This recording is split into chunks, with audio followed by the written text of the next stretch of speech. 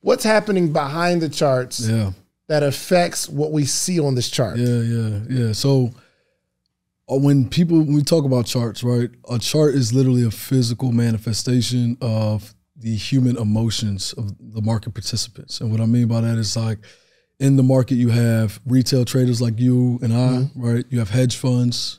You have, people who have a lot more money than you and I, right?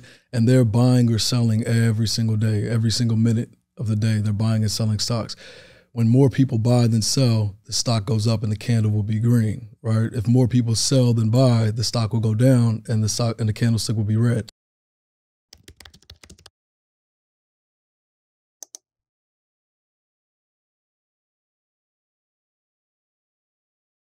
Welcome to another edition of the Social Proof Podcast. We find dope people that did dope stuff. Today's no different. Are you successful? A little bit, man, a little bit. A little bit? Something like that. That type of smile, I know. It's real. So we got Kway in the building, man. Long time coming. You should have been here. Yeah, but, you know, timing is everything. Hey, man, say God's timing, man. For sure. Actually, I was in LA with Ronnie, and Ronnie FaceTime. She was like, yo, bro, you got to have Kway on the show. I said, word? Yeah, Ronnie's the homie, man. Yeah, absolutely. So, and she makes money through your bot too, right? Because she was telling me she's like learning the system. Yeah, we got her set up. Yeah, we got her set up. We did a little bit of trading with her, worked with her for a couple of days. She's solid. Cool. So the average person, I don't even want to frame it that way.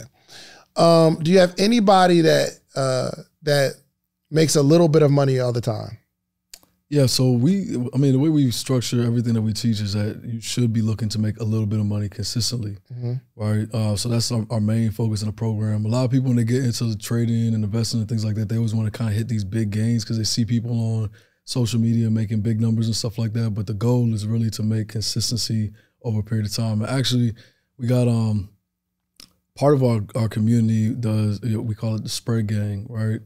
And it's a part of our group that strictly focuses on an option strategy called spreads, where it's a little bit complex of a strategy. But basically, the idea is that they're able to put up quite a bit of money, but make a little bit of money with like a 94, 95% accuracy.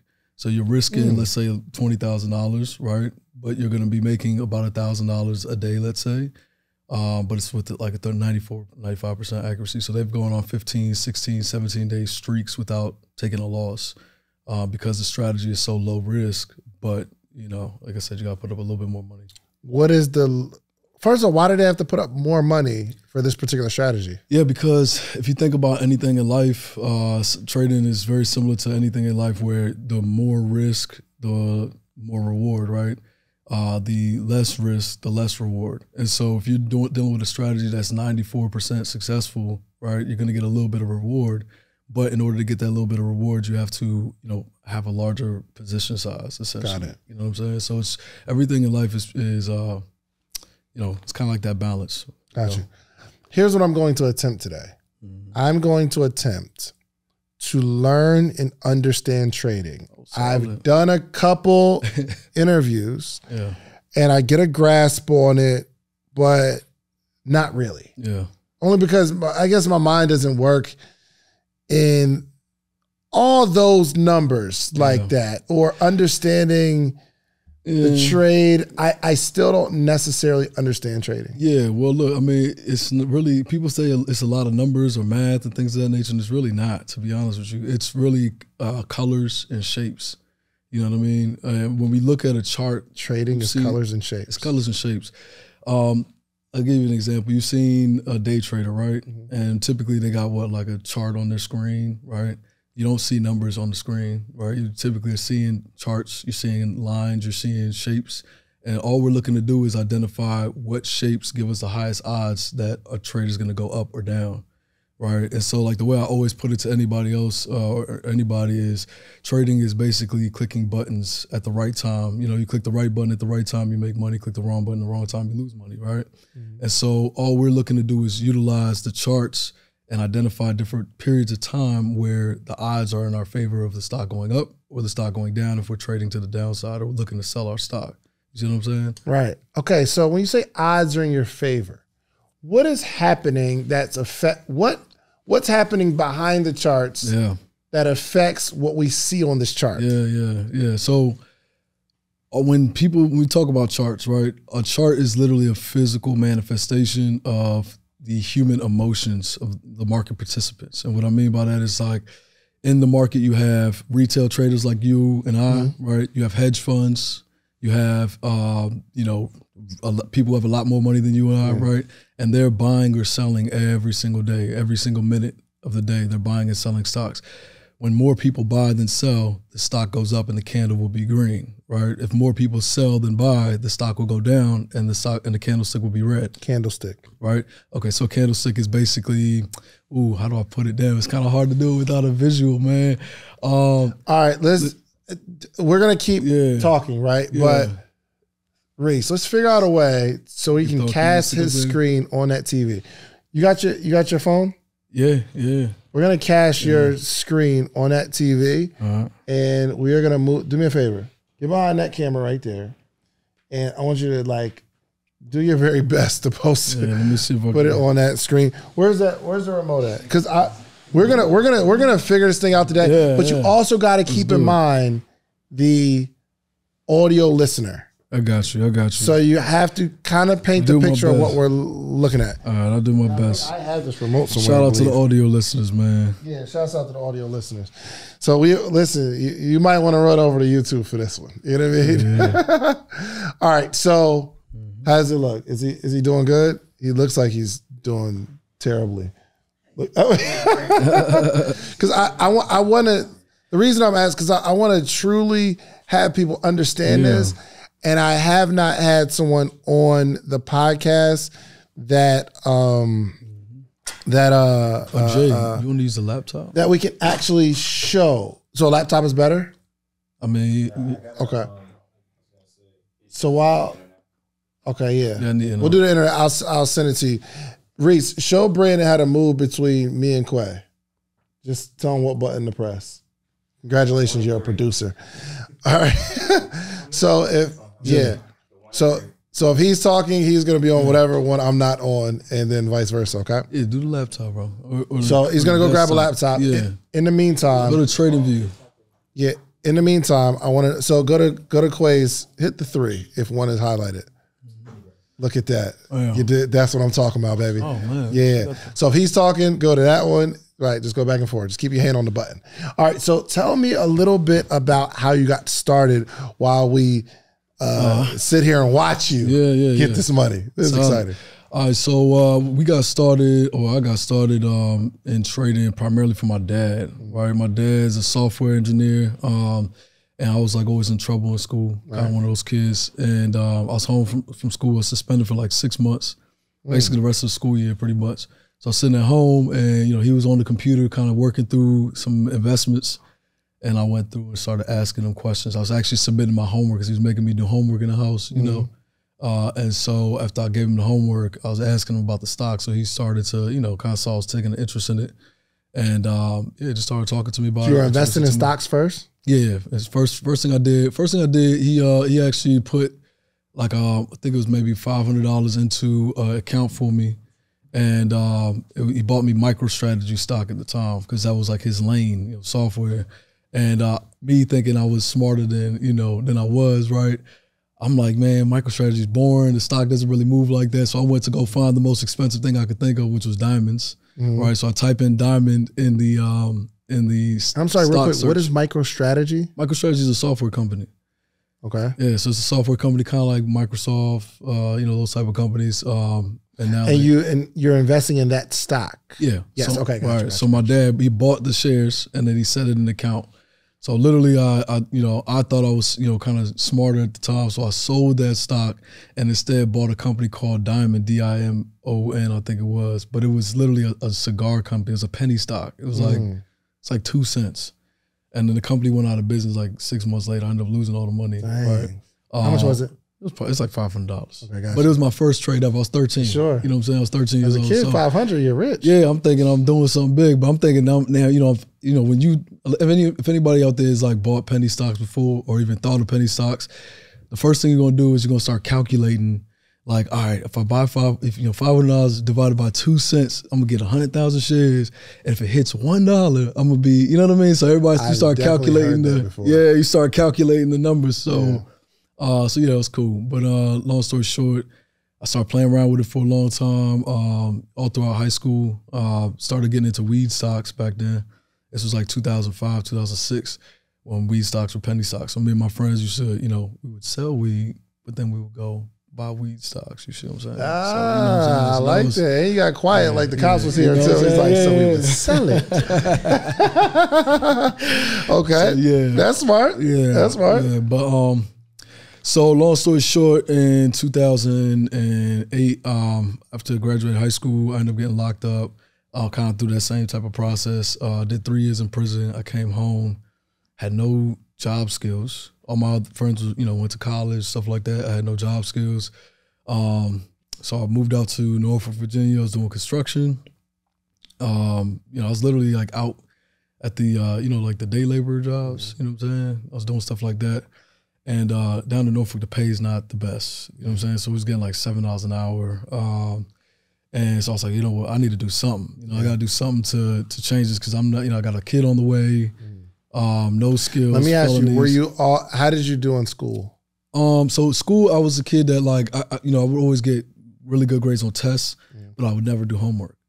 Gotcha. You know what I'm saying? So I failed I had like a 0.6 GPA for like a really long time. It was less than 1. And I asked that question just see if if you have to be like scholastically intelligent to learn this. No. So I think I'm a pretty smart guy. Yeah. Right? But scholastically, it's never that's a word, right? That's so funny, Reese. That's a word, right? I'm saying it right? It's a word, so. Am I saying it right? As long as we get am I using it in the right context? Scholastically? Yeah. Brandon, that's not a word? Academically. Much better word. Academically inclined. Yeah, more academically inclined. Yeah. Because I'm hoping that when you show me this, my brain catches it. Gonna get it. You got it? Yeah, are you logged in? Just let me share. No, trade view, bro. Trade view. You gotta throw it on that screen though. So that just share your mirror. You'll see it. Okay, so you aren't like you can comprehend stuff pretty quickly. Yeah. Right? Yeah. How long have you been trading? I've been trading actively since 2008. 2010. So 2008, 2009, I was in construction trying to figure out what I was going to, wait, hold on. I'm sorry. I came home in 2011, 2012. How long you locked up? 3 years. So for what? Robbery. It's inspirational though to know like people change. No, they do, definitely. People change, bro. Like we've all made like terrible decisions. I sold weed. I wasn't that good at it, but I did for a while, and I've done some things that I am not proud of. Yeah. But through God's grace, I was able to like, and I think a lot of it is, and I don't know your story, but I know for a fact someone was sent in your life. There was somebody there. Or like somebody, maybe someone you saw, someone that gave you a word of wisdom.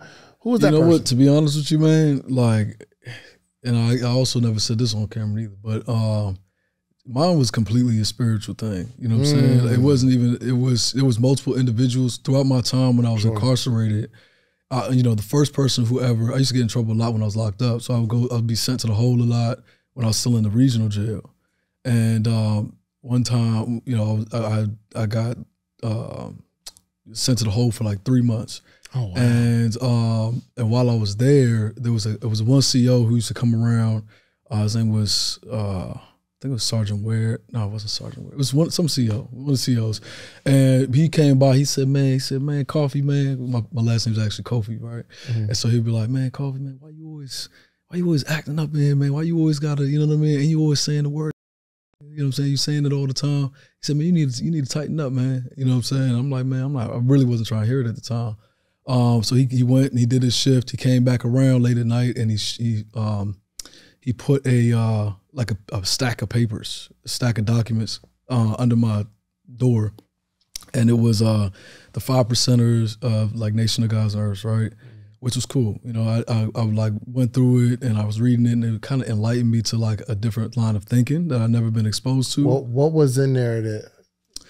It was the supreme. So it's something that's called supreme mathematics, right? Which is like you know, knowledge, wisdom, understanding, you know, culture, freedom, things of that nature, right? And it had these definitions. And so when I started going through that and just kind of everything in it, I didn't take with me, right? But some things that was there really just kind of, like I said, expanded my thought process out. And so it put me on this path of wanting to now kind of expand my like sphere of knowledge. Because at the time, all I knew was, you know, all I knew was just like what I'd just been taught, straight up, just typical standard, you know, go to school, get a job, education, typical. I grew up in a Baptist household, you know, saying my mom was very, you know, much along those lines of thinking, which I also adopted as well. But what it did for me was, okay, now I need to go on another path of like just seeking knowledge, right? And so after he did that, I studied that for a little bit, and then I was still in the hole for months. So the only books I could get in there was the Bible and the Quran. And so what I would do every day was I'd read through the Bible and I'd read through the Quran, particularly Psalms, Proverbs, and Ecclesiastes. And so every day I would read through Psalms, Proverbs, Ecclesiastes, you know, from pretty much from sun up to sundown, because they literally take your mattress. You have nothing in there. There's nothing to do, right? So I read through that, and then I also read through your mattress. Take everything, yeah. So you're in just this room for 3 months, no mattress. No. So they'll bring your mattress at night. Oh, I see. And then they'll take it in the morning. Got it. You know what I'm saying? And so that, and then also like, yeah, no, they were just, we used to put like paper on the vents because it would be really cold, and they come in and take that down, you know what I'm saying? And we'd be in there freezing. So long story short, I'd read through that, and I'd read through Quran, you know, and I started to notice the similarities between the two, you know, and I started to realize that, like, you know, I've been taught that, you know, especially growing up during the time of like, terrorist activity and stuff like that, you're always taught that these people are so different, you know what I mean? And so when I started comparing those two, I was like, man, you know, they're pretty much telling the same story from different perspectives, different cultures and things of that nature. And so in Ecclesiastes, King Solomon, you know, he prayed for wisdom and the determination to be able to distinguish between right or wrong, what was real, what was not, you know, and I really related to that. You know what I mean? So long story short, I did kind of the same thing. I was like, man, I don't know what's the difference between these two is. I mean, how am I supposed to know what happened 2,000 years ago? You know what I'm saying? I don't know. You know what I'm saying? All I know is that something relates here. There's some overarching truth. And so I kind of pray for that wisdom. And then throughout that process, literally, man, like it was the craziest thing. Over the next like 2 years, things were put in my path that would, like, you know, I would go to sleep at night and I'd pray on, like, you know, the answer to some question that I had, because I'm like, I don't know what the next step is. And something would be put in my path. The most distinguished time was I got transferred down to a prison in Richmond. And, you know, this was like real prison. I'm talking about like big boy prison, you know, Celly's doing 40 years, 30 years, stuff like that. And here I am, I got a 3-year sentence. I'm just trying to navigate, make my way home, you know what I mean? So one day I go to one of my guys, we pull up in the cell, you know, and we're just chopping it up, talking. And he had this book pinned up in between his heating pole and his window, because his window was broken and it you know, wouldn't stay up. So he pinned this book up. And something told me to like just see what that book was. It had no cover on it, no nothing. It was just like a red book. And so I take the book, and the night before I was kind of going through, I don't remember what I was thinking of or what I was praying on or what I was trying to figure out, but that book that he had was literally a book that was, I think it was called either Conversations with God or something along those lines. And in that book was like the answer to the question, like literally almost verbatim, as if like I had like just asked it. And it was just crazy experiences. So, well, you know, I went through that whole process, and, you know, it just kind of led me down past every time of like, you know, just understanding the conversations with older people who were there, who would say stuff to me like, man, youngin, if I knew what you know now, what I know now at your age, man, I'll be straight. You know, man, tell me what you know now, then, man. You know what I mean? Like, don't withhold it. You know what I'm saying? So, Yeah, so that's what kicked me off of just trying to find a different way. You know what I'm saying? Because I started seeing people were just crashing out. You know what I mean? And it just wasn't the lane I wanted to be in. So that was my story. That's kind of how long ago was that? That was 2008, 2009, 2010. Gotcha. Yeah. So. All right, every single week, every episode, you hear me talking about themorningmeetup.com. It's the community. Let me show you what's happening here. Every single morning, Monday through Friday, there's 400 plus people on a Zoom call, right? We're learning, we're talking, we're growing together, and this is you. There's all these people here. It's all these people in the morning meetup. Hundreds of people reading books, growing. We get together quarterly. It's amazing. And for some reason, you just keep looking at, just go to themorningmeetup.com and get in the circle. And then you'll be like way happier. Just themorningmeetup.com. Let's get back to the episode. Did you stick on that, I guess, like spiritual journey? Oh yeah. Ever since then? So that it actually evolved even, you know, man, I can't, it gets so crazy, bro. I can't even, it gets crazy. But like, ultimately, I've been kind of led down a path of just understanding and being closer to God first and foremost. Secondarily, ancestors. Right, ancestral practices is very big to me now in my life, and that's something that you know, it literally just it came to me in probably about 3 years ago, where there's no other way to explain the things that I went through and the things that were brought to me, information that was given to me through things like dreams, through even Jay, man. Me and Jay's partnership starting Cheat Code, like it came from a dream. We were four friends. And I wasn't even super close with Jay like that. I was closer to one of the other friends and he was closer to the other one. Mm-hmm. And one day Jay was like, man, bro, I had this dream, man, we're gonna be taking private jets, bro. We're gonna have, you know, millions of dollars and da-da-da. We're on a 4-way call, right? And they were like, you know, what about us? Just you and Kway? He was like, yeah, man, just me. Yo. It was just us in the dream, bro. You know yeah, like, he was like, yo, just me and Kway.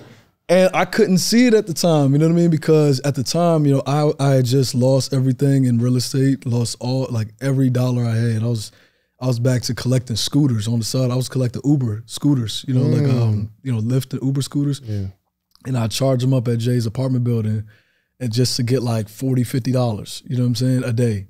And I was taking that and I just started to flip that in the stock market again after I kind of like started getting a little bit of, you know, money together. And then we had some other stuff going on. So we started getting a little bit of money together. I just started flipping that back to like 20 grand, 30 grand, stuff like that.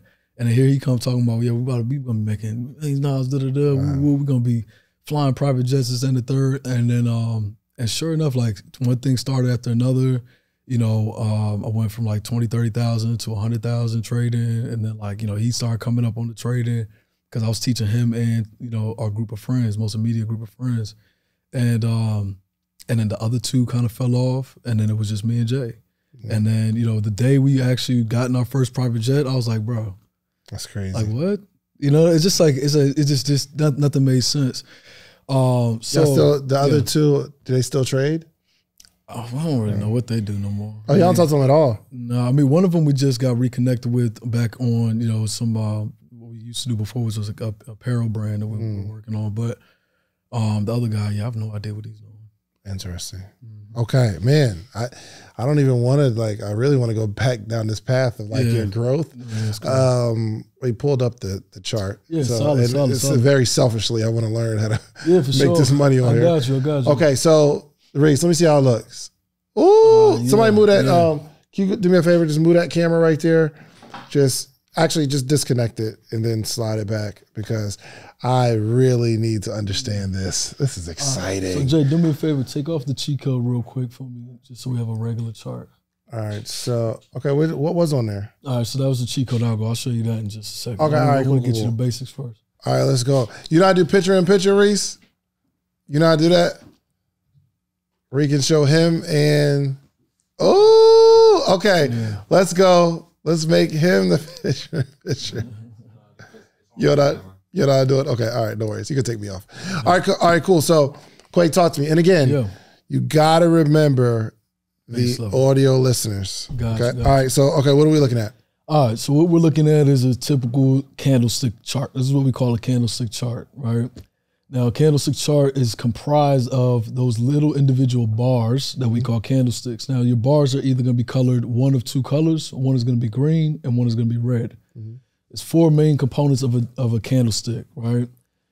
You see there's a line on either side of the body of the candlestick. We call that the wick, right?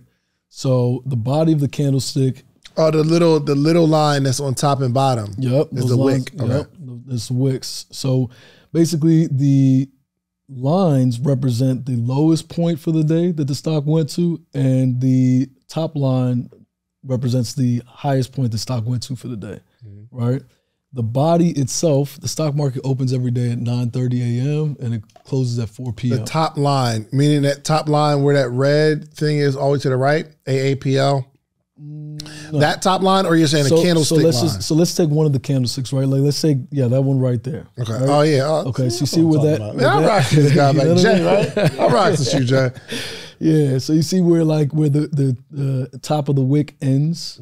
That was the highest point that the stock went to for the day. So if you look to the right, you'll see the price, which is $138.31. Okay, hold on. The top.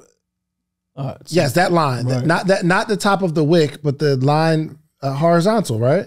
No, so the horizontal line is basically just going to give you a reference for where your crosshairs are. Right, but it's each candlestick its own stock? Yeah, its own. So that's each candlestick represents the price for that day or that time period, right?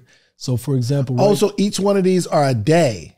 Right. So right now, technically, he's on the 1 month chart. So each one of these candlesticks currently represents a 1 month of price action, but typically on the standard candlestick chart, it would be 1 day. Okay, so Jay, I got go to 1 day for me, just so we're on the same page.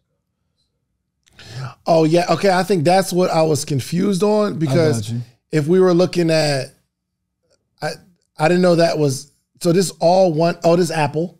Yeah, this so we're looking okay. at Apple stock, and this is what we call a daily chart. So this is 1 day, right? And this is now like, I guess maybe like hour by hour or something. No, so this is going to be day by day. So each one of these candlesticks represents 1 day. So if you look at the bottom, so your what is that? The x-axis or y-axis? X-axis. Wait, is that y? Y-axis. Give me left and right. So the bottom of the candlestick chart, the bottom of the chart is your dates, and the right-hand side is your price. Okay. So let's just say we're looking at December the 6th, which is what, Friday? What's December 6th? Yeah. Okay, so Tuesday. All right, so this is yesterday's price action. Okay, don't tell me. So real quick, let me just educate my audience real quick, okay? So on December 6th, the high, I don't see a stick at the top. Right, because it didn't really go too high for the day. Got you. But the lowest that stock actually went to was $142 about. That's exactly right. Now, let me tell you how you know where the stock opened and closed for the day. Okay. Right, so that tells you the highest point, the lowest point for the day throughout the day. And it could have been 12 o'clock, could have been any time. Yeah. But where the stock opened for the day, because this is a red candlestick, that tells us that the stock closed for the day lower than when it opened. Right, because the stock went down for the day. Say that one more time. So it's a red candlestick, right? Yep. Which means overall the stock went down for the day. Correct. Right? Down from when? From wherever it opened. So if it opened at 9:30 a.m. when the market opened, it opened at right around, can you go to the top of the candlestick, Jay? No, the body. Yep. 147.06. I see. Right? It opened at 147. It opened at 147. So there's not going to be a candlestick at the top. Because it'll it didn't only really be the lowest. Yeah, there's a little smidge of a wick at the top, but that means it basically just went up a couple cents and then it went straight down for the day. Okay, last thing. So we have the body of the candlestick, right? That show the top of the candlestick is where it opened. The bottom of the candlestick is where it closed, but the top of the wick and the bottom of the wick is the highest and lowest made for that day. Let's go. There you go. My course is coming soon. Okay. Let's go. Listen, if I was going to teach you how to make $1 million, would you give me 10,000? Like if I had a course teach you how to make $1 million a year positive, you're going to make $1 million, would you give me 10,000? Of course you would. It's no brainer, right? So in a calendar year, we make 7 figures with the podcast. But there's 21 things that I extracted from that you're going to need to launch a podcast. But I only got time to give you 3 right now. One is you need a distribution platform. The distribution platform is what you upload your podcast to. That platform sends it to Spotify, Apple, Google Play, so that your supporters can actually listen to your podcast. You're also going to need a microphone. You need a really good microphone so it's crispy audio. And 3, you need an income strategy. This is not necessarily a hobby, unless you're going to make it a hobby. But I can teach you how I made the 7 figures with these 21 things. Now, the good news is you don't have to give me 10,000. My ebook is only $37, okay? So listen, go to podcastebook.com and get the 21 things that you need. And I can explain it in detail, all the things that you need, okay? Podcastebook.com. Let's get to the episode. I'm about to drop a course. Let's go. Yeah. All right, cool. Okay, let's keep going. Right? Let's keep going. So now let's look 4 days before that, right? That big green candlestick right there, right? Yep. So because it went up for the day, that automatically tells us that it opens lower than where it closed, because it closed at a higher point than where it opened. That makes it green. So that means it opened the day at 141.48, and it went up for the day all the way up to 147.95. Yep. Right, and then the high and low points is where the wick touched. Right. So basically, this gives us a very basic understanding. Now, if you take this a step further, building off of that, right, you can obviously understand that this is psychology that we're looking at, right? Because if you look at, all right, when you have a big green candlestick, what does that tell you? That tells you a lot of people bought that day, right? The stock price went significantly higher for the day, which means people, for whatever reason, were excited about the stock that day, and a lot more, buying power came in. Think of it like tug of war, right? When the green side is stronger significantly, it's going to be a much bigger pull, right? When the red side is stronger, it's going to be a much bigger pull to the opposite side. So if we're looking at this as a constant battle between what we call bulls and bears, which is people who are bullish means that they are people who are positive on the stock. Bearish means that people who are negative on the stock. So this is a constant battle every day between the bulls and the bears. So if you take a candlestick like the one right before December 6th on December 5th, right, you'll see that, okay, the stock was pushed very high for the day, right? Oh, yeah. Right. But then it came back down and it ended up closing lower. Right. So what does that tell us? That tells us that the bulls, the people who were bullish on the stock, they were pulling it at first one direction, but then for some reason the sellers came in and overtook the buyers significantly and pushed it all the way back down. Gotcha. Right? So if you literally think of it as tug of war, you got these guys that are winning, and then all of a sudden these guys come in, maybe they got some super strong dude on their team, all of a sudden they yanked it back. Right, and then the very next candlestick now, because the sellers overtook them, the very next candlestick was what? A nice big red bar, because the sellers got momentum. Got it. Moving into the next day. Exactly. So the shape of that candlestick before it, right, that gives us psychological information. Another example would be if you look at the candlestick that's 2 days before that looks like a plus sign almost. Yeah. Right? What does that tell us? That tells us, hold on. That tells us that it closed higher than it opened, but not much. It was about the same pretty much all day. There was a, there was like a point where it went down, right? A bunch of people sold, but a bunch of people bought too. It was just kind of like a neutral day. Like a tie. It's exactly. It's a tie. It's exactly right. All right, go to my course. So I'll have a link below. There you go, right. So that's what we call a neutral candlestick. It's called a doji. Good. That's a doji candlestick. And so when we see a doji candlestick, we know it's something called indecision, right? The market doesn't really know what it's doing. It's just kind of tied for the day. And so that's typically, we'll see what happens after that. And so now this is a very, on the base level, this is a foundation. This is candlesticks. And candlesticks is literally, like I said, if you really look at it like psychology, you're just reading the psychology, the emotions of the market. And a lot of people get too caught up in the technical aspect of it, and they don't realize trading is all psychology.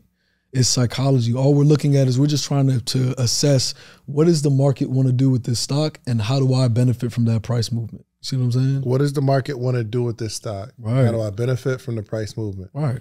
How do I put myself in that direction? Right. So I guess my question. Okay, keep going. You're probably taking me on a journey right now. Well, yeah. So all right. So this is again, these are candlesticks, right? So let's go to let me see, Jay, if you could find.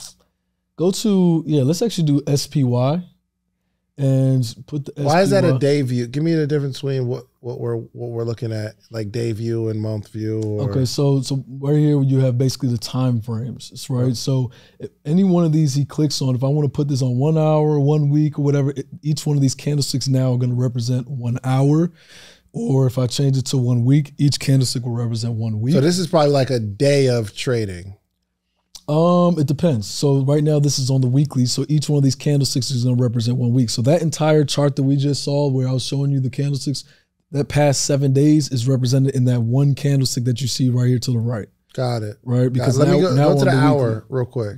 Go to the hour. I just want to like try to understand it.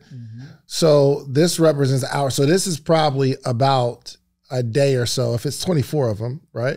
But this is what's happening every hour. Yeah, but not so because there's what 7 hours in the trading day, right? 9:30 to 4. So about 7 of these candlesticks will make up. You know, so right now you see how that candlestick is moving right now. Yep. That's actually live right now in this very moment. How do you know? Because it's live. The market's open. Oh, because the market's open. Okay, and the candlestick is moving. So you see it go up and down. You see to the right. I don't see that moving. It just moved. You didn't see it. But look, you see how what side am I looking at that's moving? It's right there. I see. Right on the right-hand side. Right. It's like, it's moving. Exactly. It's right. moving. So this is live. So you can see right now buyers are pushing the stock higher. Right. So when you're trading, is this the view that you're looking at? This is the view we're looking at, yeah. So, well, it depends. I'm a swing trader, right? So because I'm a swing trader, I look at the 1 hour, I look at the 4 hour, I look at the daily. And what a swing trader basically means is I'm buying a position to hold it for days or a couple weeks or even a couple months. You have day traders who literally are just buying and selling the same day. Yeah. Right? Now those guys, they're going to be looking at something like the 5-minute chart, the 1 minute chart, the 15, where each one of these candlesticks is minute by minute. It's moving very fast, right? And so with that type of trading, it's very much, much more smaller time frames. Somebody who's long-term, like let's say a Wall Street trapper, right? Trapper's probably looking at something that's much more longer, you turn like a weekly or monthly chart, right? If he's looking at technicals, that's what he's probably looking at because he's looking 10 years down the line. You see what I'm saying? Gotcha. So it just all depends. So you match up the time frames that you're looking at the chart based off of your particular trading strategy. And trading strategy, again, is based off of your personality, right? If you're somebody who is, consistent, a sure-footed person, you don't like a lot of risk, you want to build over time, long-term investing is probably where you want to be.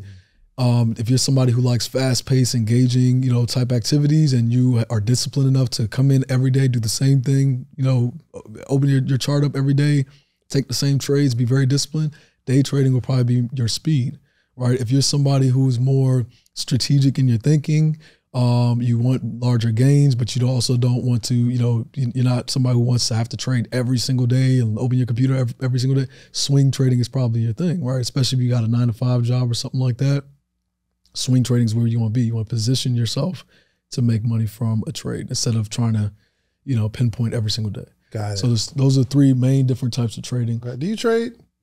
Oh, because you're in this right now. Like every time you say something, I'm like, okay, I thought you were a trader. Okay. Yeah. All right, we're here now. Okay. Right. So let me actually I'm gonna show you real quick on like how the cheat code makes all of this very easy. Yeah, and real quick, I'm so sorry. The cheat code, are you teaching people how to invest as swing traders or for wherever they are? Wherever they are. So our program actually is primarily made up of day traders for the most part. But you swing trade. I swing trade personally, right? So I philosophy is the same. Yeah, the philosophy is similar, and our community. So our community is made up of, we have 6 admins who are in there live trading with people every single day in stocks and Forex and crypto. Yeah, so they're in there. They literally trade with them 9:30 to 4 p.m. every single day. Yeah. So if you want to actually get in there and trade live, you can hop in there with them. They trade options live. Hold on. So if I'm trading, Brandon, are you listening to this? Because he was one, you started trading a little bit, right? I don't think I ever got good at it, but you're saying if you can use the cheat code to actually like understand like the candlesticks and the wick and like kind of like the philosophy behind it, but I can open my computer while someone that typically makes money. The admins, how often they make money? Very consistently. They're really, really good. Yeah. Okay, so they're in there trading live, and they can tell me, hey, hit this button. They say right now. Yeah. Well, so we can't say that we say hit this button per Right, se. I know. SEC, I'm sorry for disrespecting the art. But basically, you know, they are taking their trades and you're watching them live do it, and they're saying, "Hey, I'm getting into this trade at this time." If you choose to follow that, then of course, yeah, you get in there, trade with them, and follow suit. But you know, obviously, SEC rules, you can't actually tell people to for buy sure. XYZ, right? So really, there's probably a lot. Like if your traders make a lot of money, like your admins make a lot of money, there's probably people in there, if they trust your admin, they're probably making, you probably got a lot of people making a lot of money. Every day we got like our bro, I just don't, I don't know. I've never been the person to like really kind of like, you know, I don't even know what to call it, like brag, I guess. Yeah. You know what I'm saying? But like the testimonies of the profits, we have a profit channel in our Discord where people are posting profits every single day, you know, of trades that they're taking with admins. Let me see, bro. Oh shit. Let me see. Say this less. is the social proof. Say podcast. less. Say less. Proof, my G. All right, hold on one second. Because I'm okay. This how much time do you spend trading? Matter of fact, they live right. I should hop on the trading floor right now. Hold on. Let's jump on the trading floor. Okay, I try to call his bluff. He's here. He's here with it. Yo, this is incredible. Do you trade? You ever thought about trading? You understand it, do you? I never understood it. At least I'm understanding what I'm looking at when people like make those posts. I get it now. Okay, at least I know that particular day. It opened higher than it closed, and this is the highest, it's the lowest. All right. So like, see, this is yesterday right here, right? Yeah. Shantae. Hold on. Okay, my fault. Yep. Got you. So this is yesterday at 12:23 p.m. Right. So this Discord person for Shantae, she's up 53% on QQQ puts, which means they bet against the tech sector yesterday. Spanish, bro. Okay, Spanish. so QQQ is an ETF that basically represents tech stocks. And ETF is a collection, a basket of stocks that represent an industry. Gotcha. So basically the QQQ represents tech stocks. So they bought puts, which means they're betting against tech stocks. So they make money when tech stocks go down. Gotcha. Right. So our admin, Immaculate Tony, shout out Tony. You know, basically took a trade, which is a put against QQQ, and they were up 53%. When you say they're up 53%, what does that mean? That means their position, the trade that they took, is up 53% in profit. So if they put $1,000 in, they'd be up $530, right? So that's that. You know, then you got this person D Bradley. That person lose. There's a red. It's red. No, 80. so guess what? That's puts, right? So because it's puts, right? Because it's puts. You see that green right there? Oh, they made money. So the stock is down, but the put is up 16%. Which means they made money. So exactly. So he took puts against TSM, which is Taiwan Semiconductor, which is also a tech company. Gotcha. Oh, up 137%. Who that? There you go. You know what I mean? That's Meta. They took Meta puts. He's up 137%. Meaning if I put $1,000 in, I'd be up like 1,300. Exactly. Profit. Yep, profit. Ooh, so now this one right here, courtesy of the GOAT, Chrissy. Shout out Chrissy Poo. Chrissy Poo out there. That's our lady trader. She's absolutely phenomenal. Me and Chrissy met on Clubhouse about 2 years ago. She's been rocking with us. Oh, yeah, it's crazy. Your joint is going crazy right now, actually. I know. This person's up. This is he's actually up on $13,000 a portfolio. So yeah, I mean they're up. And look, that's cool too, because what is that like? This is Forex right there, actually. That's a Forex trade. So you're teaching people Forex and? Yeah, so our program is stocks, Forex, futures, and crypto, right? Now our futures program is on pause right now, but you know what I'm saying? We have one of our instructors who dropped out, but we basically cover all the, actually let me hop on this trading floor, see if they're live. But yeah. Okay. Sure. And how long does the trader trade? What do you mean? How long, like, so your admin, right? How long, they're on what, 7 to 4? So our live trading floor runs from 9:30 a.m. to, they take a break at lunch from like 12 to 1. And then that's a real active job. Yeah. Oh yeah. No, for sure. They take a break from 12:30 to 12 to 1, and then they come back from 1 to 4. And then they have Forex live trading floor, which runs, we got Forex trading floor at 2 a.m. in the morning. because they trade the London session, which is, because Forex is a global market. So you can trade that all day long, you know what I mean? And so they're up 2 a.m. trading Forex. I forgot when the second trading floor opens for Forex, but yeah, they're in there. And this is the company that you put together? Yeah, me and Jay. That's lit. Yeah, solid. So Jay trades too? Yeah. Do you still trade? Yeah. I don't trade day trade, you know what I'm saying? So this is how I've been operating. If you go back and look at, like, I've been talking about some of this stuff for, a long time. Like I did another, I wasn't on Market Mondays. We did like a live interview with Ian and Troy and Rashad. And if you go back to, was it like September, October, I was telling people, at that time when we were on that episode that, the market was likely to be pulling back very strong, right? And for me as a swing trader, I position myself, right? So I always want to position myself because I've been doing it for so long. I know how to position myself in the most opportune times, right? Because you don't want to fight against the market. So if I'm not taking put positions, day trading put positions, and the market is going down, then I need to either be swinging put positions or waiting for the opportune moment for the reversal. Right. And so that's how I operate. I always look at sectors. I look at sector rotation, which is sectors are the different, industries within the market. When some industries are down, like tech, which everybody was super bullish on last year, but now, nobody really wants to play tech stocks. When you're looking at those, when tech stocks are down, there's other industries that are going up, like mining industries, there's other places, healthcare companies and things of that nature. So I start positioning like that. But that is, so which ones, it's two of them. It's technical and there's fundamental. Right. You are a technical. I do both. So I believe that every person who puts their money into the stock market, whether you consider yourself a trader or you consider yourself an investor, you need to understand both technicals and fundamentals. Can you explain what technical and fundamentals are? So fundamentals are essentially knowing what company is a good company to buy based off of their business model and their business success. Technicals are knowing when to buy that company based off of the charts, right?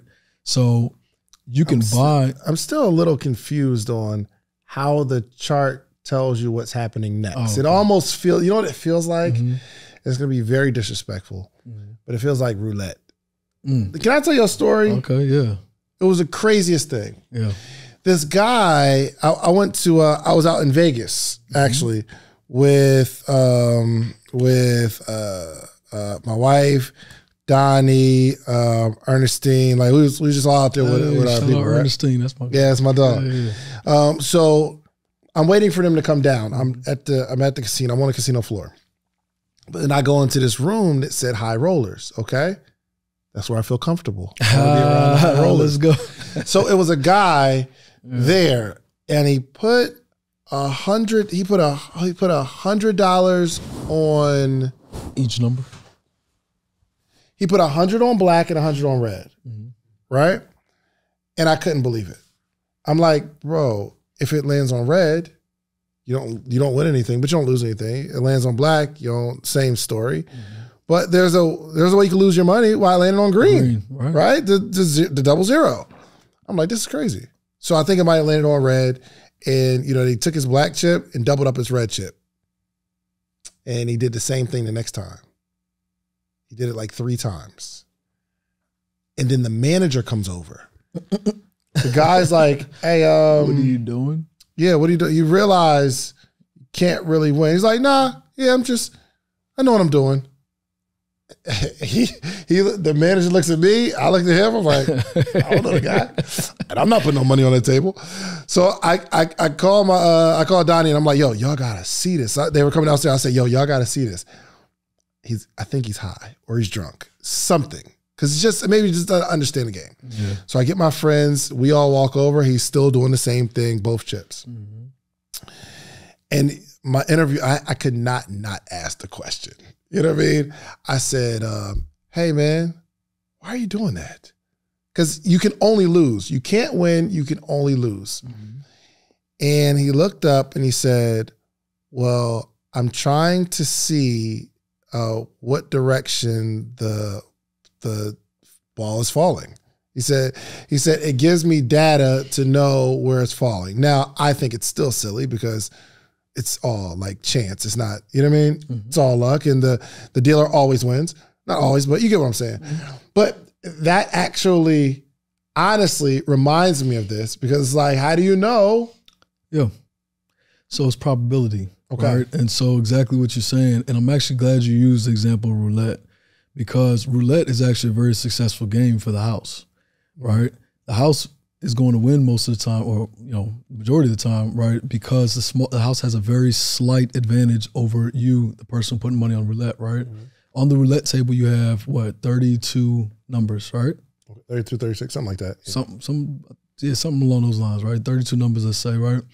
But you also have the 00 and the 0, which makes it 34. For sure. So if you're playing red or black, right, you have a 16 out of 34 chance of winning, right? 16 out of 34. Yes. Because, right? Yeah, so it's not quite 50%. People think it's 50-50. You got red or black, right? But that green and 00 is what gives the house the edge. Yeah. Because now you got, the house can win 18 out of 34 times, right? And so it's about a 5 or 6% advantage over you. So for every $100,000 that lands on that table, the house is likely going to win $106,000 out of 100,000, right? All probability. So the player might go on a run, or the house might go on a run. But over long term, at the end of the day, the house is going to win, right? And it's just that 6%. So now all they have to do is increase the volume of money played at the table, and they're going to, that's how they accumulate their dollars, right? And so in the stock market, we want to play like the house. The average person who enters the market is the person who's just putting their money on red or black, because they have no idea whether the stock is going to go up or down. But if you utilize technical analysis efficiently, you have certain key indicators that are giving you more advantages, right, that the stock is going to go in your favor. There's things like candlestick shapes, chart patterns. Like the chart will actually make certain patterns that tells you the psychology of the market. Buyers are exhausted here. There's no more buyers in the space, which means chances are the stock is going to be going down, right? There's certain things that are going to be put in place that, because human nature is predictable to a large degree, if you take 1 million people or 100,000 people sample size and you do certain things, you ask them certain questions, or they're going to typically exhibit certain repetitive behaviors that you'll be able to analyze. That's the very simple basis of most marketing, right? That people are going to behave in a certain way over a period of time, given certain stimuli, right? It's the same thing in trading. So all we're doing when we're looking at these charts is saying, okay, we have a very high odds that this stock is going to go down. Now, it might not be 100%. I might only get 60%. But if I get 60% over a course of time, right, now I'm winning. Every time I'm winning $10,000. But every time I'm losing, I'm only losing $2,000, right? Because I'm now also managing my risk. Now over a period of time, my account is going to grow. I just have to execute that. Show me a pattern. Let's do it. So I want to see a pattern. Let's go to the screen. So Jay, go to the daily chart on the S&P 500. Y'all learning some stuff. And I'm gonna show you something real quick. We actually have some. So go back to the top of 2022. I'm trying to speak into that mic, so Yep. Got you. So this is the S&P 500 is just drag the screen. Drag the screen. Sorry. I'm sorry.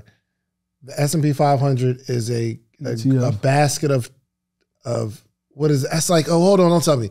It's America's top 500 performing stocks, correct? Exactly. So make this screen a little bit. Coming soon.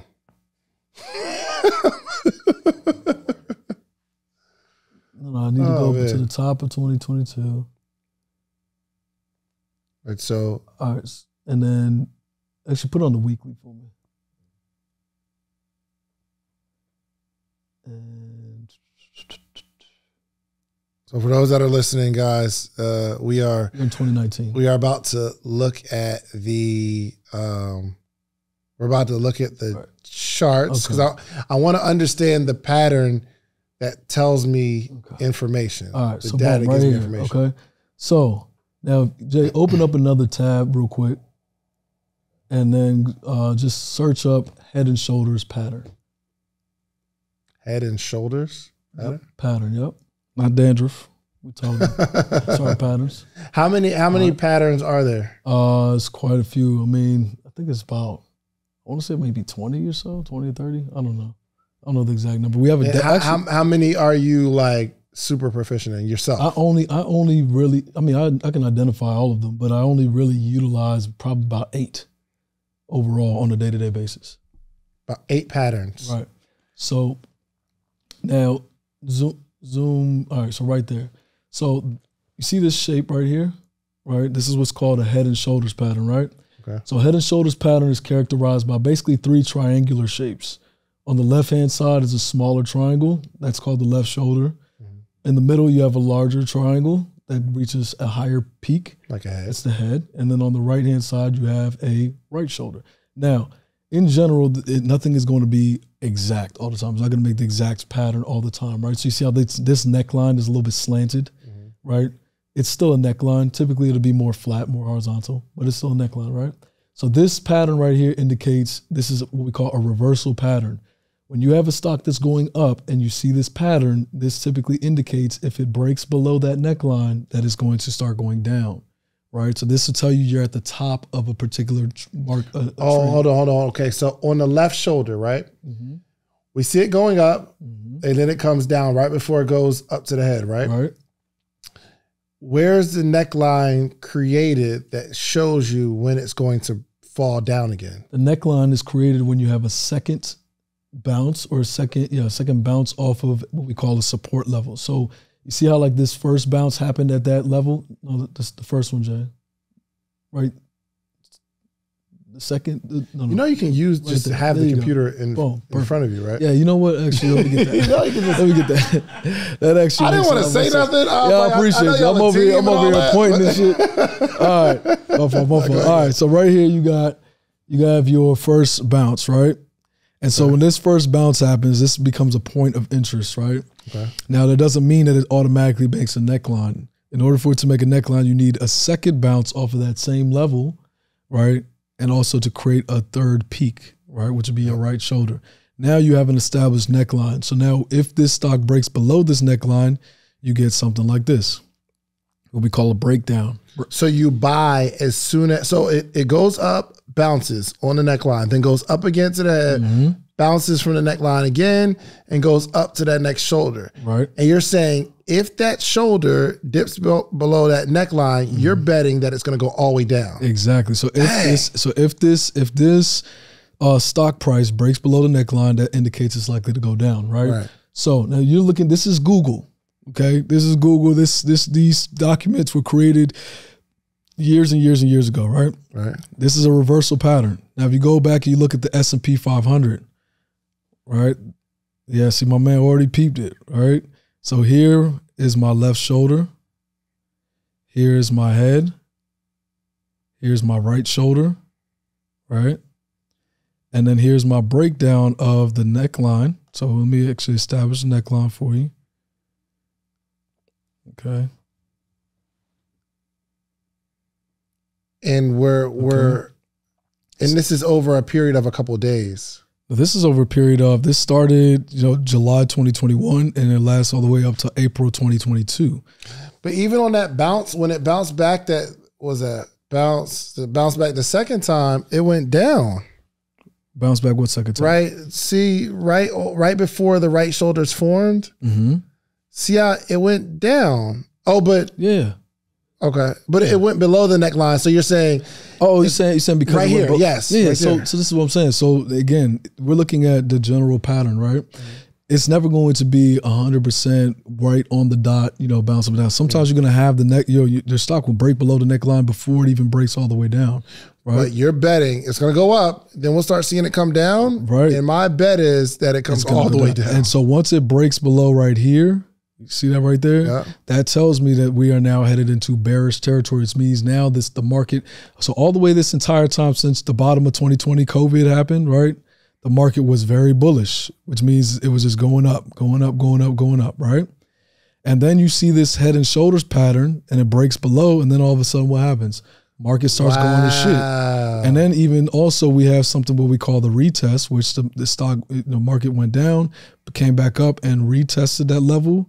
and said, nope, we don't want this. We're not going any higher. And it came back down. Now, right now, we're in that arena right now. Right? What are you betting is going to happen next? So right now, personally, I'm bullish on the market long term. I think right now we still have some choppiness coming, but I think that the worst of it is over to me, personally. Gotcha. Right? And the reason for that is a few things. I can even show you that a little bit later. But so you think the worst of it is over? I think the worst of it is over. We actually had what's called an inverse head and shoulders recently, which was the exact opposite of this. It happens at the bottom of a downtrend, which tells you it's likely to start going up. Show me.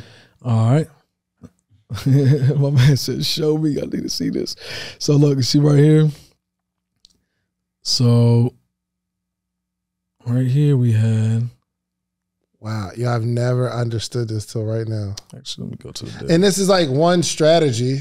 Exactly. But you know what I mean? So there's a few patterns that we're probably seeing right now. I just don't recognize them, right? Yeah. And I'm going to show you a couple other ones that actually is going to be very useful to you and anybody else right now in this very moment to be able to identify, because a lot of stocks are entering into the space. So this right here is the exact opposite of what we just saw.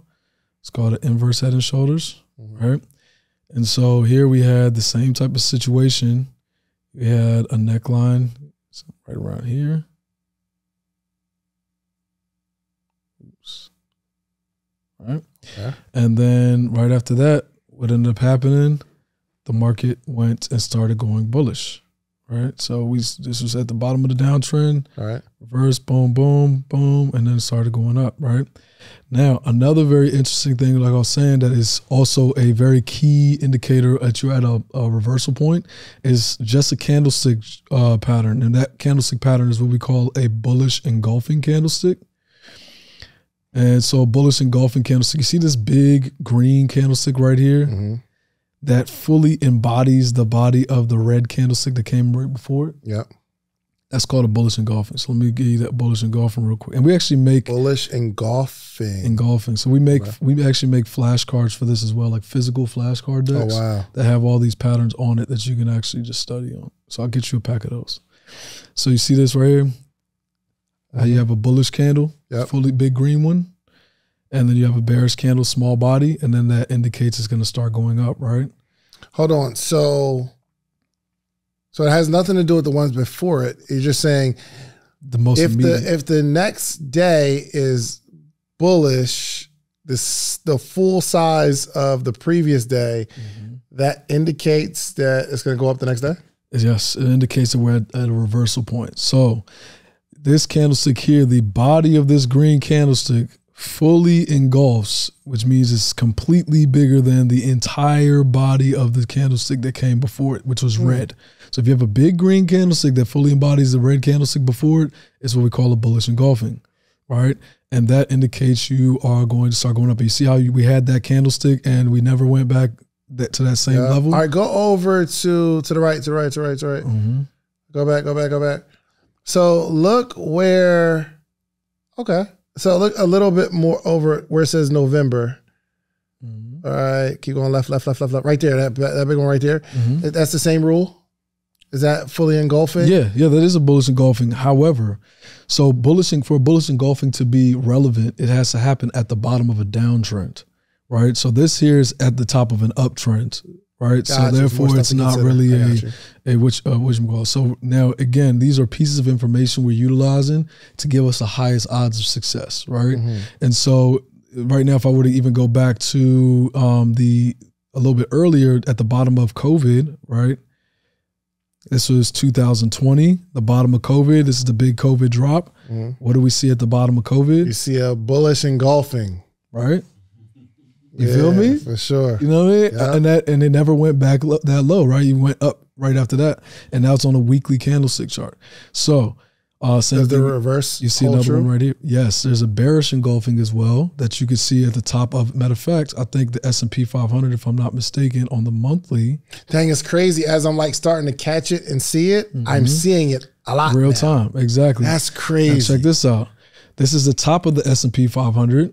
On the monthly chart, what do we have at the top right there?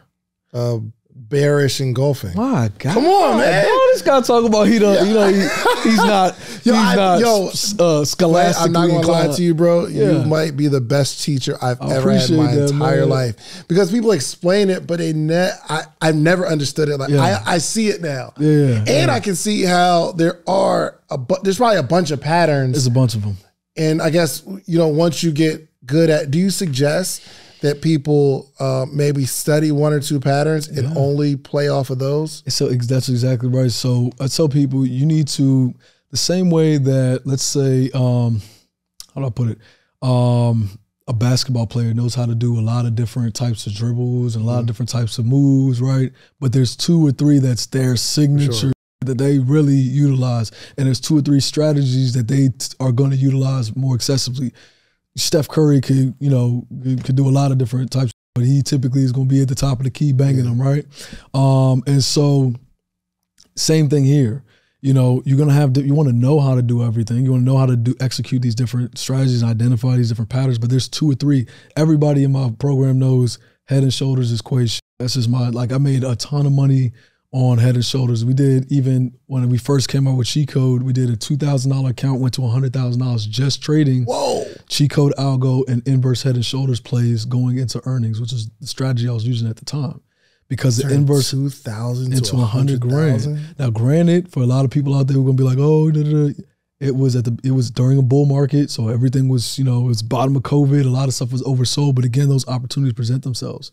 And so it's really just about executing a strategy and knowing how to execute that strategy consistently. So, so that's basically, So even if the stock market is down, then you still make money regardless. Yeah, you make money on puts. So puts allow us to make money from stocks going down, right? And there's some even cooler that a lot of people don't even look at. Give me the edited version too. Give me the edited version too. Oh, sorry. I'm sorry. Take your time. You're doing well. You're doing so good. I'm sorry. I ain't want to stop your flow. I'm sorry. There's a lot of cooler stuff killing it that's out there. That's out there. That people don't even have to do as much of this type of stuff. Where you can do, if let's say you just have cash, right? You have cash flow coming in, and you want to put your cash somewhere in the market. If you want to get to the market and you want to buy good companies long term. But you want to also, create a residual income for yourself. You can use options to rent out your shares basically and receive an income every single month or every single week, whatever you want to, how you want to execute it, where you now can, let's say you move $30,000 into Apple stock. You have your Apple stock sitting there. You can sell what we call a covered call, right? Which is an option against your stock. And it's basically going to rent out your shares to somebody who thinks that your stock is going to go up, right? And so they're going to pay you what we call a premium. So let's say $300 is the contract. So you're going to receive $300 for that 2 weeks for renting out your shares to that individual, right? And now you can literally do that over and over again. If the stock hits that particular price that they're betting that it's going to hit, you have to sell your shares to them. But again, you're not selling at a loss. You're selling at a gain. And you're also receiving the premium. And so when you think about compounding interest, the covered call strategy is how some demographics of people out there have been making significantly large amounts of capital and money over a period of time because it's compounding. Most people, and they're the bank pretty much. You become the bank, and you don't have to risk. You're not risking anything. Your risk is actually less than if you were buying and just holding the stock outright. When you're actually renting, because now you're receiving a credit. So you're creating your own dividend. A dividend is basically a company paying you to own their stock. You now are creating your own dividends, which you can compound 3%, 4% a month, which doesn't sound like a lot. But when you think about it over the course of a year, you're now compounding 36% annualized return, which most people, if you get a 10% annual return on your money, you're doing really well. Yeah. So but now you create strategies like this. So there's so much stuff you could do in the market. That's just, it's think about it like this. It's the largest market out there. There's trillions of dollars in the stock market. If you think of every single person that's the richest billionaire in the world, right? The Mark Zuckerbergs, the Elon Musk, the Amazon, the Jeff Bezoses, they're not rich or the richest people in the world just because they own the company. They're the richest people in the world because they own the stock, right? The stock goes up. Bernard Arnault, Louis Vuitton brands, the stock went crazy. His net worth went crazy. He's now one of the richest people right next to Elon Musk and Warren Buffett. When the people say Elon Musk's net worth, his net worth goes so crazy because he owns so much of Tesla stock, and Tesla stock keeps going up. So his net worth keeps going up. So all of these the richest billionaires in the world, they are rich. You know, people think, or you would say, because of the companies they own, which is true to a degree, but it's mainly because the companies they own are publicly traded on the stock market. You see what I'm saying? And so, yeah, it's a lot. Man. I know, mind blown, right? There's a lot of information. Bro. Yeah, I want to get into more patterns and all. I just can't right now. I already know in my head and shoulders what I'm going to be teaching on this webinar this Sunday. Let me show you something real quick, though. Talk to me. Right? So this is how we make it all so much easier for the average person, right? So this is the cheat code algo, right? And so what we did with the cheat code algo, we made it very simple, right, overall to understand, because we didn't just make it, we basically color coded everything into red, yellow, and green, right? So the yellow bars basically tells you when a trend is going to slow down, right, or likely to reverse, right? And the green tells you you're in a good, nice, you know, safe zone. You got a buy signal right here that tells you, hey, this is you're good to buy right now, right? So now it's nice and green. The whole trend is nice and green. Then you get this yellow candlestick that says, hey, slow down. This trend might be coming down. It goes down a little bit. You get another yellow candlestick. It goes down. And then, you have this nice, big, healthy drop right here, right? Same thing all the way through and through. So it literally color codes. And then you have this area that is basically, if I were to give you, let's say, a stock like Tesla, which, golly, it goes crazy. Yeah. So crazy. If you go down here, right? So Tesla goes crazy. This, what we call our reversal bands, tells you when you're in the red zone, it tells you you have a very high chance that you're about to start going down. It's way too hot. The stock is in a danger zone. And you're in the yellow bands, you have a medium chance of reversing. Blue bands, you have a medium chance of going up. Green bands, you basically can sell your house and buy the stock. It's pretty much how that works, right? So this is just some of the features that comes in it. And so you can see, like, as it got outside the red bands, it came, right down. You get the yellow. Even at the top of COVID, when COVID happens, if we had it back in COVID, which would have been amazing, but unfortunately, I hadn't come up with it yet. But you can see how, like, COVID we had, before everything really started going to hell, you had a little yellow candlestick, and then you had a sell signal that said, hey, this might be time to get out of the market, right? And then it dropped significantly. You got a yellow candle outside the green bands. It came up some, dropped again. Let me ask you, did you put these sells and buys in here after it happened? Or I didn't put it in there at all. It generates it on its own, and it happens in real time. So right now in the market, right, wherever we're at right now in the market, it's generating those sell signals, buy signals live right now. Where are we right now? So let's say right now. Because I want to see, because obviously, is it, okay, here's my question. Yeah. Are these sells and buys, are they being tagged after it happens? Nope. Or it's happening in real time. So pretty much this is what happens, right? Now, just because you see a sell signal or buy signal doesn't mean it's time to buy or sell, right? There's 4 different things that's pretty accurate, though. There's 4 different things that it takes in order to, generate. Watch this, hold on. It's 4 different things that it takes to generate a sell signal or a true sell signal for you to actually buy or sell, right? And it's going to take me a little bit of time to actually go through all that stuff, but ultimately we have 2 other tools that come with this in order to filter through to know whether it's actually truly time to buy or truly time to sell. Oh, wow. Right? And so we call that the 4 for 4 confirmation. So basically once all 4 of those things line up, now it's time to actually get in, and your odds of being successful in that trade are significantly greater than without it. You know what I mean? It's never going to be 100% accurate for people who are like, it's not 100% accurate. If it's not going to be 100% accurate, right? But the goal of trading as a whole is to increase your odds of success, essentially to be the house. Yeah, for right? sure. We want to get that 6% consistently, so that way we're growing our portfolio over time. You know what this is like? I think, you ever watch poker on TV? And on TV, you can see the likelihood of this particular hand winning or this particular hand losing, right? Exactly. The players can't see it. You just gotta kind of know where you're at or whatever. But I think that literally is a cheat code for trading, because it's showing you got a 60% chance that you're gonna win this hand, brother. Put some bread in, or it's not that likely. When I'm playing poker, I'm blind to it. I think I got 2 pairs and it's up. Exactly. But Brandon might be able to see the cards that he has, the river, what cards are left. This is the possibility. Yeah. But if we have that ticker that says, hey, I would probably win a lot of money in poker if I had that little, I got a 70% chance. Oh, I can sell my house. So it's funny you say that, because that's actually the next version of cheat code that we're putting out is working on exactly like that percentage thing. So we'll say like, hey, you got a buy signal, but it's 60% chance being successful, 70%, 50%, 40%, etc. So it makes it a little bit even easier. I technically came up with that, so is there a play here, gentlemen? I got you, man. Is there an equitable position I can be in? Nah, this is lit, man. I really am excited about this.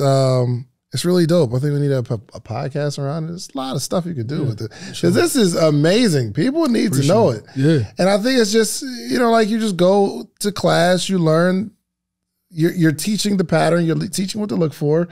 Throw a couple dollars in the market, take your bumps, your bruises, take your wins, and you just don't get too emotional.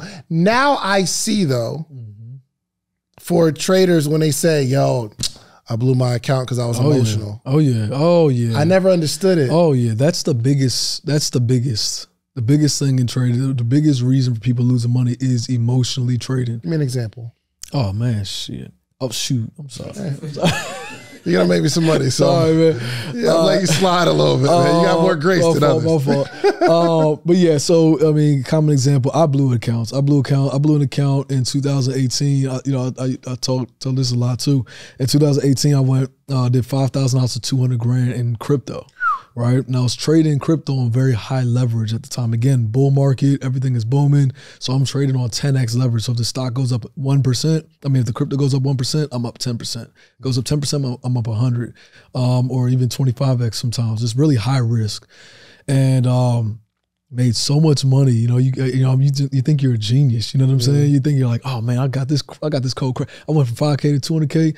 I'm about to go from 200K to 10 million. You know what I mean? And so I'm trading super high risk, super leverage, and I'm just ignoring everything that I know I should be paying attention to. Technical signs are screaming at me, but I got so bought into the emotions of the entire market.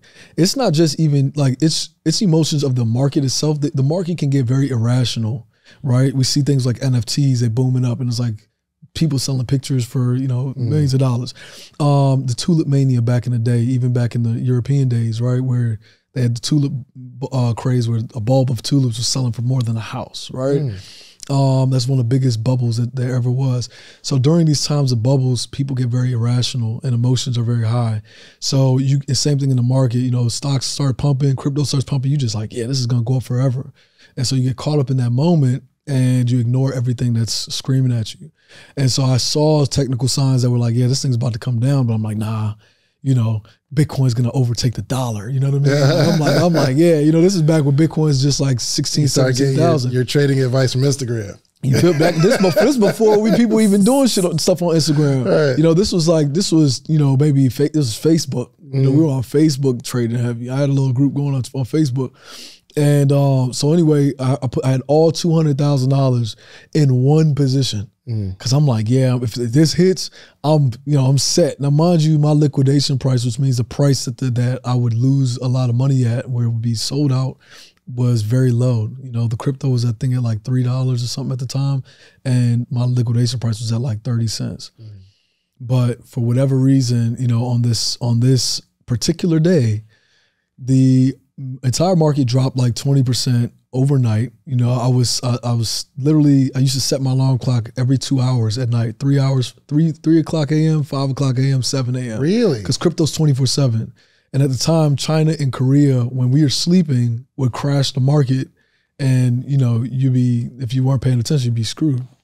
So I go to sleep, I take a shower, I go to sleep at like, 1 something. I wake up at 3. Boom, account's cool. I'm checking on everything's cool. My trade's going nice. I wake up at 5 and I see my account is down from like 230,000. I look at my account, there's only 30 grand left. And I was like, I'm rubbing my eyes. I'm like, turning the lights on. I'm looking at I said, is that $30,000? I said, there's no way. So now I'm going back through my trade history, trying to find out what happened. Look at the chart, and this one crypto just, which was XRP at the time, Ripple, and it just crashed completely. It was a flash crash on this particular exchange. Now the market did crash, but it was exacerbated on this particular exchange I was trading on because this exchange had a lot of, let's just call it flaws, basically. And so it liquidated me all the way down to $30,000 in one single night, and there was nothing I could do about it. That started my just spiral after that. I mean, I went, I had real estate projects I had to do at the time. I had all types of stuff I had going on. I had 5 flips happen at the same time. I had investors I had to, stuff out. I had all types of, capital ties up, and lost everything. Lost all 5 houses.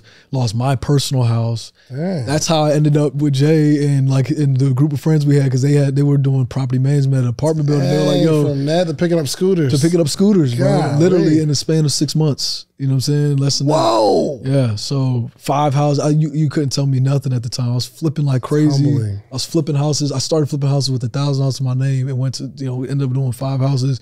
And it was just a crazy, wild ride. So emotions, to the point, is a very significant part of this game. If you don't know how to manage both greed and fear, right? Because those are 2 emotions that operate in the market. If you don't know how to manage both of those, you're gonna be screwed. So it's massive. Goodness gracious, Kway, man. Yeah, bro. I gotta say thank you. For sure. But you're gonna first off, I need to get in the group. Yeah, okay, because I'm more interested now more than ever before. Now, I don't want to set my alarm for 1, 3, and 5. Yeah, no, we ain't doing that. And I think my kids actually set their alarm, because it's like my one kid gets up at 1, then the other one's at 3, then it's ridiculous. But I don't have to be that vested into the game. I can do my little thing. Yeah, you know what I mean? I can make a couple dollars. Yeah. By understanding, getting in, out, maybe do some long-term stuff, and I'll learn all of that in the cheat code. Right, and that's what I was going to say, is that the first thing we want to do is really figure out what your trading strategy needs to be. What is your personality? What are your goals, right? Where are you trying to get to? Because you can easily get swept up in the day-to-day, booms and busts of the market, you know what I mean? And so if that's what you go into, day trading or swing, whatever it may be, you find that first and foremost. And then from there, start building around that. Certain indicators, certain candlestick patterns will be more useful to you, right? And then you identify those and you start executing. When someone comes into the cheat code, is there some sort of questionnaire or something where we find that out? Yeah, so there's a personality test that'll, you take. Now, it's not our personality test. It's a personality test that's out there. We should work on one for us, though. Something that, actually, you know what I'm saying? Man, David, this is a consultation. You know what we should do? We should work on a personality test. That's ours. You feel me? Fellas, you know what I mean? Let's get that straight, right? But yeah, something like that, you know what I mean? But yeah, you take a personality test to tell you, okay, you're more likely a day trader, you're more likely a swing trader, more likely long term. And then from there, you come in. Now, again, our community is very day trade heavy, right? But we do exit and have swing trading, long term, stuff like that. You know what I mean? Okay. How much time do I need if I want to be a day trader? How much time do I need if I'm a swing trader? So you got day traders that trade for an hour a day. You got day traders that trade for all 7 hours of the market. It's really going to be dependent. You build it around your lifestyle, right? Okay. What I will say. All right. So that's my best friend Brandon, and he's got one. He ain't got no job. Oh, okay. He's actually retired from the military, so he don't got nothing to do. I mean, he does he puts on tournaments for kids, football and stuff like that. It's really cool. But so we're gonna be partners. Yeah, well, look, y'all don't let it stress y'all out now. Y'all might not be partners after that. We start messing up. Oh, for sure. You lose our brand, dude. Yeah, I seen it happen, man. I seen it happen a couple times. So I love that, man. But yeah, what I will say though is that what it takes, overall to be proficient, to actually start making money on your own, it typically takes about 3 months, 2 to 3 months of solid study and applying the information before you are, it really sinks in all the way, right? When you're executing consistently. It's not something that happens overnight, but it is something if you put the work into, it's super successful. For a lot of people. So okay. I got one last question. I'm seeing a lot of, there's a lot of companies that you can invest in and then they trade the money and give you these returns. I'm seeing a lot of them. I don't believe in that at all. I lost some money one time. Yeah, I bet. Twice, actually. Yeah, I bet. Because it seemed like it was too good to be true, and it was. Unless it's a hedge fund, like you're putting your money into a hedge fund, right, which is properly managed and you know the management and you know they have a track record, right? Like that's different, you know. But a lot of these, you know, type of companies like that, I don't subscribe to it at all. Even when it comes to the cheat code, I never would tell anybody it's going to do it for you. People have asked us to make automated versions of it, and I don't believe in it. You know, I think that people should learn how to do it, how to apply it, because that way you are in control of your money, right? Nobody's going to take care of your money like you are. You know what I'm saying? So it's a skill set. And then on top of that, this is a skill set that you pass down. My dad introduced this to me at 13, right? Had he not just passed down that tidbit that he gave to me now, I wouldn't be doing this now. I wouldn't have had a skill set that I could have, you know, build a life from, right? I've rebuilt my life multiple times, you know, and it all came back down to trading, right? From incarceration to coming home to losing in real estate and having to start over. Trading was always a foundation for being able to come back, right? So it's a skill set. Once you learn it, it doesn't go anywhere. You know, my mom always said, like, you know, they can take anything from you. They can take your degrees from you. They can take whatever from you. You can't take what's inside your head, right? And so it's a very true thing. So you'd want to learn it and give it to your kids, your nieces, nephews, next generation. You know, that's how we keep generational wealth going. So, yeah, being up and then broke in 6 months. What's that like dating? Did you have some joints that thought you was really up? Did they just bounce like, what? Picking up scooters, bro? Yeah, yeah, funny enough, I was in a relationship at the time. Word. Yeah, relationship definitely took a lot of bruises. Ended for sure over a lot of other things as well that kind of played into that. But that losing all your bread, that has something to do with it. It's a big part of it for sure. I mean, because, you know, when everything's all good, you know, they tap you for stuff. They ask you for this. Help me with that, give me some money for that, whatever it may be. And then, you know, when it gets all bad, it's very stressful. And same thing, you know, it's happened multiple times, you know. But funny enough, do you think you're for sure rich now? My best relationships came when I was broke. But you said what? Do you think you're for sure rich now? Oh yeah, for sure. No doubt about that. No more bouncing. No more bouncing around. But it's because of being very intentional about what I'm doing with the money. It's not about like trying to get there in a month. Like before I was trying to get there and like, I need to get there now. Now it's like, okay, you know, we got capital coming in. We have a solid business. You know, we have a solid, you know, portfolio. You know, where do I do with it now? Where do I put it? So that's actually, you know, even to that point right now, a big thing for me and Jay is actually moving that money into land investing. Right. And so we partner with our guys, Acre Boys. They've phenomenal guys. They do land flipping and land investing. So they find land at like 20, 30% on the dollar. And absolutely can. They just bought like a 260 acre plantation in Mississippi. That's actually what we were doing out here. When I told you I was going to Mississippi. So we went to go check it out. They bought for $3 million. They're listing for $7 million, right? And like they put $0 out of their own pocket. What? Yeah, crazy. It's a whole different game. Okay, all right. Investors. I'll get you connected with them. They're solid. Okay. But they basically been finding this land. They just found us a 50 acre property. We're moving money into for like 52 grand. And it's like 30% under market value because they go direct to the sellers. Wow. So yeah, just solid. So we're moving money into that space, into land investing, into multifamily real estate, which I know you're big on. You know what I mean? I know you're doing your thing with the real estate. So, but that's solidifying. You know what I'm saying? So, gotcha. I love it. Yeah, Kway, thank you so much, my brother. Yeah. This has been very, very enlightening, and I really am like blown away because no one's ever been able to like really truly explain it and show it to me and make it make sense. And now, like when people put those posts, you can know what's going on. I can know what's going on, right? And I really am excited to like learn the skill, kind of put a couple dollars in there. What's the least amount you can start with? You can start with whatever, man. I mean, least amount in options would be like $100. I say $100. Okay, right? Cool. Now $100 is a good point, and you know, people will also talk about what we call paper trading, which is trading with fake money. Right. That's what I was going to ask, like a demo account, right? Yeah, but I believe in using demo accounts to facilitate to like learn how to execute. Yeah. But I don't believe in using demo accounts to learn how to trade.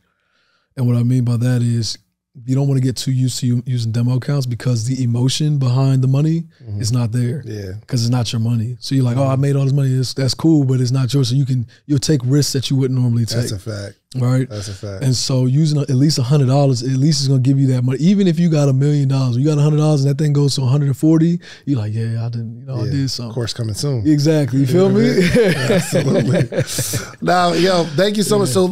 So, is there a way that we can maybe offer, I don't know how much cheat code is, but can we offer some sort of discount? Yeah, we can do discount. So will we create a page where it's already discounted, or they got to put in a discount code, or what? We'll do a discount code. You know what I'm saying? We'll create a page, and you just enter the discount code in there. And can you make it social proof? Right. Yep. Social proof. Yep. Listen, y'all. Let's grow wealth together, man. Let's grow wealth together. So there will be a link probably in the video or below. Click that link. Use code social proof. If you've been wondering, like, okay, what is this whole trading thing about? I actually was in the airport and I had another guest on the show, and this guy came up to me. He's like, yo, I just made it was some sort of $1,000. It might have been like $5,000, something like that. He's like, yo, I just made $5,000 trade because I watched one of your episodes. And I said, wow, congratulations. I was like, how long you been trading? He said, bro, I just saw the episode. I got started and I learned it. I was like, word? That fast? Because I'm thinking like you got to be in for years. You feel me? But like I'm starting to see that trading is a viable way of making a lot of money, and it's a career that you can have. You got to study and learn it and kind of just have a coach and mentor. And I think the most powerful thing about what you have is your community. So other people with involved. you, because trading is typically a lonely sport, but when you're doing it with a group. How many people in your community? So it's 18,000 people in our Discord. There's about 4,000 active. Yeah, it's 18,000 people that have been in Discord. Not everybody's active though. Actively, it's probably about 4,000 people who are actively. 4,000? Yeah. But on the live trading floor, typically there's only a couple hundred people maybe at a time, maybe like 300 or 400. But you got that's impressive, bro. And nothing grows like that unless it works. Yeah. You can't market your way into that. No. You know what I mean? Like it has to work, and people say, hey, come in, check it out. We doing this together. So that's amazing. Kway, thank you so much, man. Make sure y'all click the link below. Give me maybe one or two testimonials of maybe somebody who maybe came in and you was like, I don't know if this person gonna make it, but I don't know, like any stories of any testimonials that you have that maybe is most emotional to you. Can we call them? Huh? Can I call them instead of telling you about them? Yeah, call them. Call Bucky real quick, man. Yeah. Who? Bucky, one of our guys. He has one of the dopest stories. He came in to the group. He's one of the first people that was in the group with me. I taught him, and he one of the first people in the group. Yeah. He started with us. Maybe we had about 30 people at the time. And he went from he's a rapper. He had was working on his rap career. Didn't really have a whole lot of job income type of situation, right? He had a family. His sister, passed and left 4 kids. I think 4 or 5 kids, and he had to take care of the kids and stuff like that. And he literally through trading was how he was able to. I remember when he started making his first trades, and he blew his first account. He started with like $500, made like $700, and then blew it. And then I didn't hear from him for a little while. Then he came back again. And then I remember he got his first 10 grand out the market. And once he hit that 10K mark, it clicked for him. And as I watched it click for him, he now is our lead instructor in the group. Actually, he teaches, thousands of people on a regular basis. Day in and day out. He is on the live trading floor with Chrissy every day, leading the trades. And now his whole life is completely. And his wife also is our Forex instructor, so she teaches Forex. They made an entire living from just trading. So now they're a trading family. So all the kids in their family are probably going to be little baby traders. Yeah, exactly. I love it. Yeah, he's up here. There's a bunch of people, man. Shouts out to Bucky. Man. Yeah, we'll put him on the site, man. We got just people come in every day. We've had sessions, which I think one of the most important things that I've ever heard from our community, to me, obviously because it relates to me.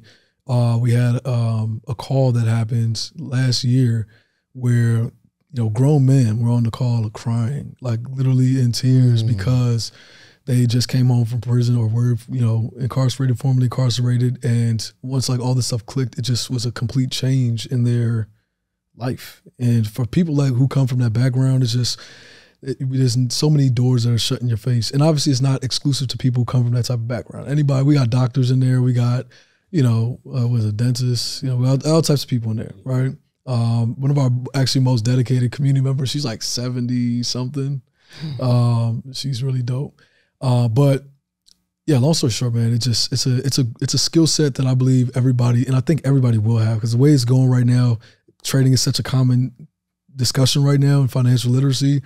I think, you know, the next generation is going to be something that's going to be secondhand nature for most people, which I think it should be, because it's the only place where you can go in and you can, you know, without you having to do something physical with your hands or work for something, you can turn $1 into $2. You know what I mean? Just by, you know, using your mind. So, bro, you're gonna have like 100,000 active members in this joint. Pull up. Because you are so good at teaching it, and I would imagine that that your leadership and between you and Jay, that's passed down to, I'm sure you kind of vet out other good teachers. Yeah, for sure. I like what you're doing, man. Yo, listen, man. Make sure y'all rock with Kway. Click the link below. Make sure you use promo code Social Proof. We will get you a discount. I don't know what the discount is, but even if it's not a discount, huh? We do half off. Half for you, man? Yeah, half off. Dang. Yeah. It's typically $2,000. But it's typically $2,000. And also we're launching a new service. It's called Trade Heroes by Cheat Code. We're going to be texting out every morning 3 trades before the market opens, and we're looking at taking for the day. So it gives you daily text straight to your phone of the top 3 trades, and we'll include that in that package also. So that just be in there after they get started. Oh, that's lit, man. So, all right, listen, man, do me a favor. Again, I got to say thank you on behalf of myself, for our live studio audience, but everybody else that's watching, that their lives will soon be changed by just new information. Yeah. And I'm telling you, I've talked to some people who make a bunch of money, and I'm never impressed by them, or I just don't like them.